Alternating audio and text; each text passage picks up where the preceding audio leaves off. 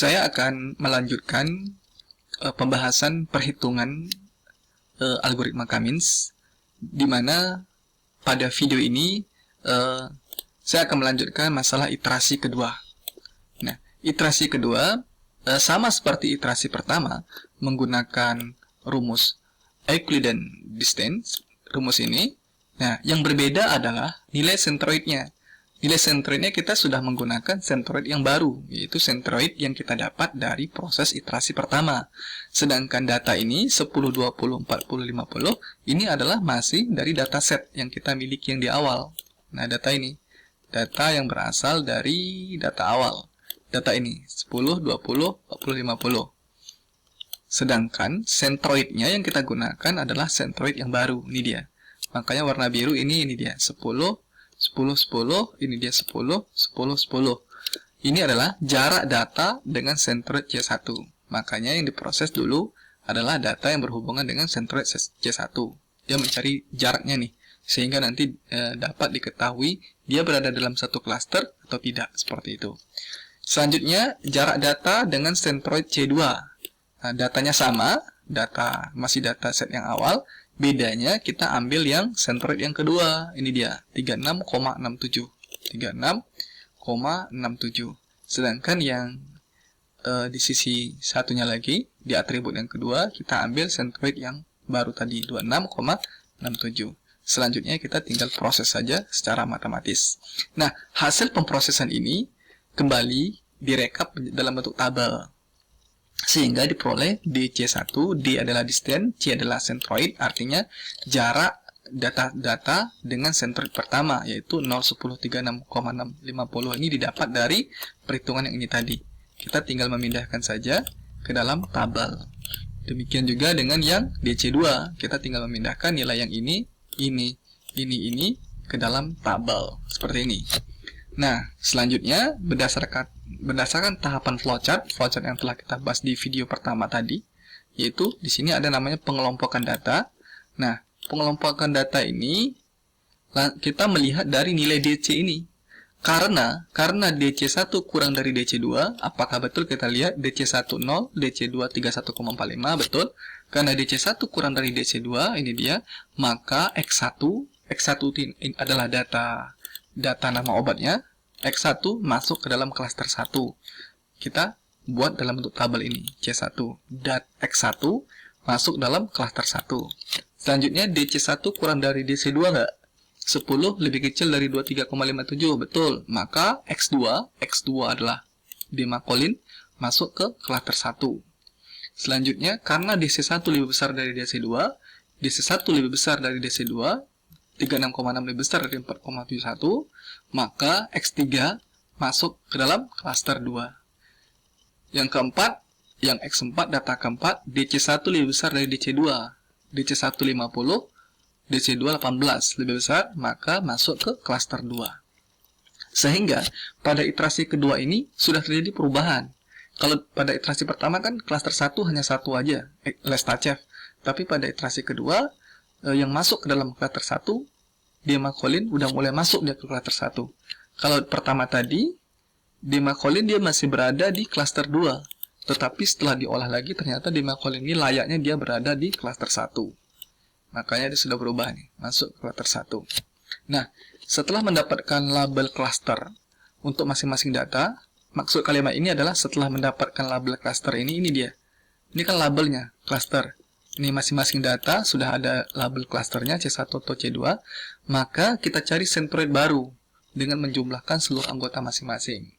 Nah, kita lihat klaster 1 ada 2 anggota, klaster 2 ada 2 anggota. Tinggal tambahkan saja, maka untuk mencari yang sentroid di klaster 1-nya, kita lihat yang berada di klaster 1 10 sama 20, makanya 10 tambah 20 dibagi 2 karena datanya 2 sama dengan 15. Ini juga 10 tambah 10 dibagi 2 sama dengan 10. Sedangkan yang di klaster 2, 40 tambah 50, 40 tambah 50 dibagi 2 sama dengan 45. Ini 30 tambah 40 dibagi 2 sama dengan 35.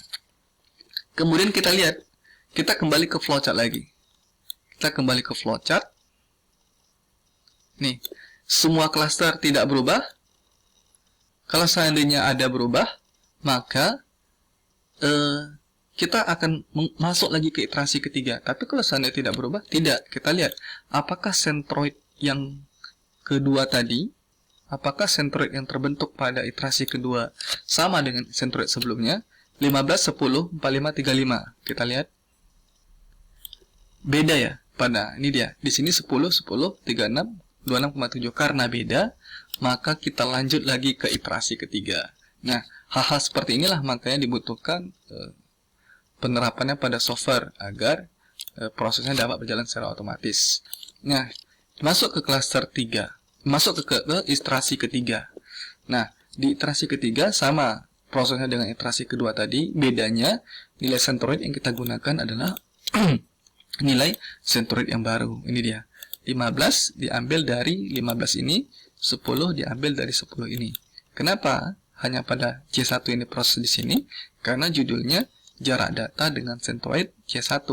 Sedangkan yang centroid yang ini nanti dia akan diproses pada jarak data dengan centroid C2. 45, 45, 45 diambil dari ini. 35 diambil dari ini. Prosesnya sama dengan iterasi pertama dan kedua. Nah, nilai yang sudah dihasilkan, maka dimasukkan lagi ke dalam tabel.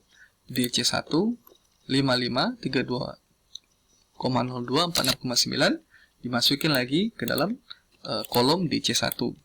Demikian juga dengan DC2, diambil dari perhitungan jarak data dengan centroid C2.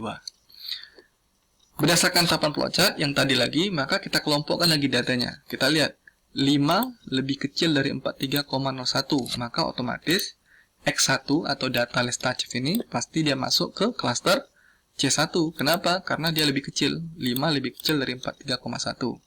Kemudian karena di C1 kurang dari DC2, 5 lebih kecil dari 35,6, maka X2 ini, X2 data obat, nama obat dimakolin masuk ke klaster C1 gitu. Kemudian yang keempat, yang ketiga, DC1 lebih besar dari DC2, 32 lebih besar dari 7,7, 7,07 benar. Maka dia masuk ke klaster C2. Karena DC1 lebih besar dari DC2, 46 lebih besar dari 7,07, maka masuk ke klaster 2. Nah, kalau kita perhatikan di sini sudah tidak ada lagi perubahan nih. Karena pada iterasi kedua tadi klaster 1 juga ada 2 data, klaster 2 ada 2 data. Sepertinya proses iterasi akan selesai. Cuman kita akan lihat dulu, kita hitung dulu centroid barunya.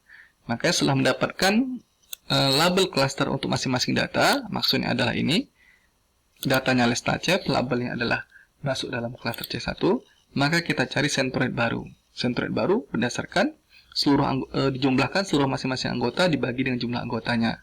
10 tambah 20 dibagi 2, 15, 10 tambah 10 bagi 2, 10, 40 tambah 50 dibagi 2, 45, 30 tambah 40 bagi 2, 35. Mari kita lihat apakah centroid yang terbentuk sama dengan cluster dengan centroid sebelumnya. 15, 10, 45, 35.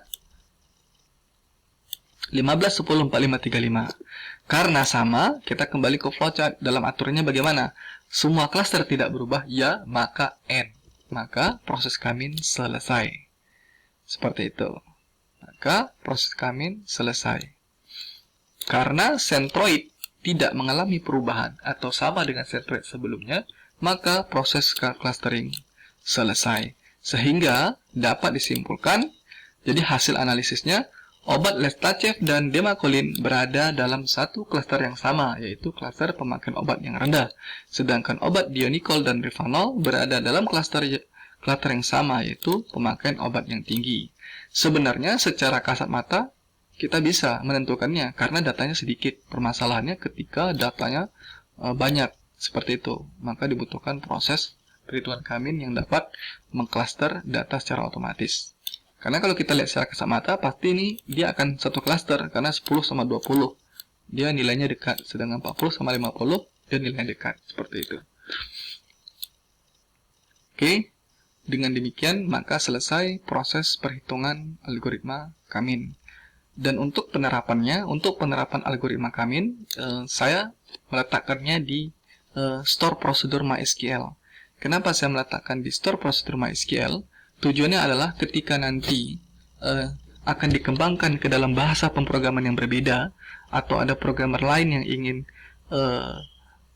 yang ingin menggunakan algoritma ini, mereka tidak perlu harus melakukan pengkodingan di sisi aplikasi, karena algoritmanya sudah saya buat di store procedure, sehingga mengembangkan program dengan bahasa yang lain atau programmer lain, mereka tinggal cukup membuat CRUD saja, create, update, delete saja, penginputan data saja, sehingga nanti proses algoritma Kamen itu langsung dilakukan di sisi database.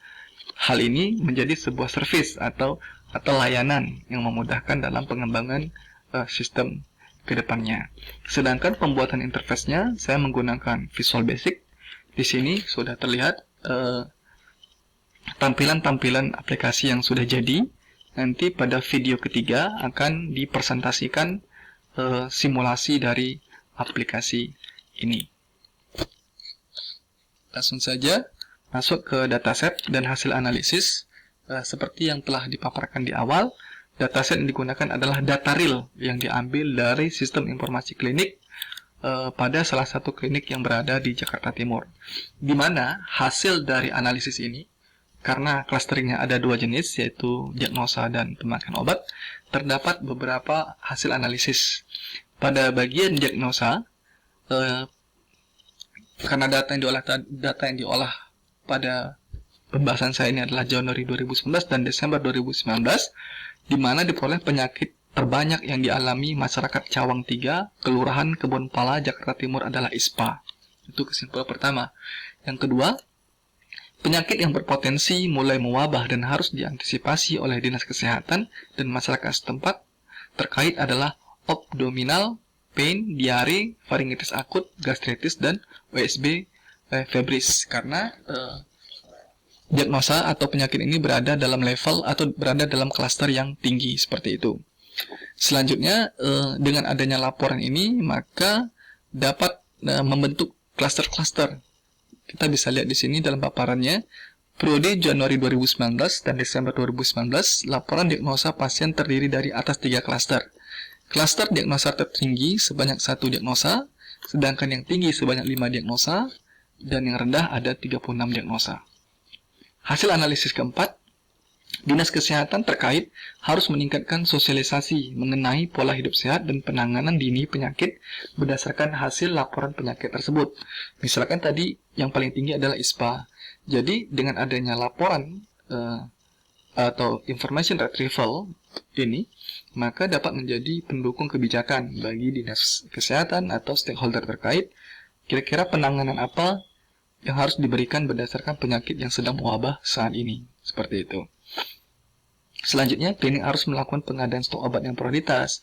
Klinik harus melengkapi alat-alat kesehatan dan tenaga ahli. Artinya apa? Artinya dengan adanya laporan diagnosa tadi, ada klaster sangat tinggi, dan rendah, dapat menjadi rekomendasi keputusan dalam membuat kebijakan strategis. Sama halnya dengan hasil analisis dari pemakaian obat, yang paling tertinggi itu ada 4 jenis obat, yaitu Lostarcept, Dexamethasone, Miraseg Forte, dan Kevicur, seperti itu. Di mana obat antibiotik jenis Lostarcept adalah obat yang paling banyak dibutuhkan oleh masyarakat Cawang pada Januari 2019 dan Desember 2019. Sehingga 4 jenis obat paling tinggi tersebut harus menjadi prioritas untuk dilakukan persediaan stok. Oke, sedangkan obat yang berada pada klaster rendah, ini dia yang kelima, obat yang berada pada klaster rendah sebaiknya jangan diorder atau di stok dalam jumlah banyak untuk mengantisipasi menumpuknya stok yang tidak terjual. Oke, sehingga saya dapat mengambil kesimpulan, pemanfaatan bidang ilmu information retrieval menggunakan algoritma Kamen terbukti dapat menemukan kembali informasi yang berguna dengan menggali data yang tersedia. Daftar klaster diagnosa dan klaster jumlah pemakaian obat dapat dihasilkan secara akurat dan relevan. Hal ini terbukti pada periode Januari dan Desember, penyakit terbanyak yang dialami masyarakat Cawang adalah ISPA, sehingga hal ini relevan dengan ditemukannya obat antibiotik Lostarcept yang berada pada klaster tertinggi. Dengan demikian, obat Lostarcept terbukti cocok bagi masyarakat Cawang untuk mengatasi penyakit ISPA.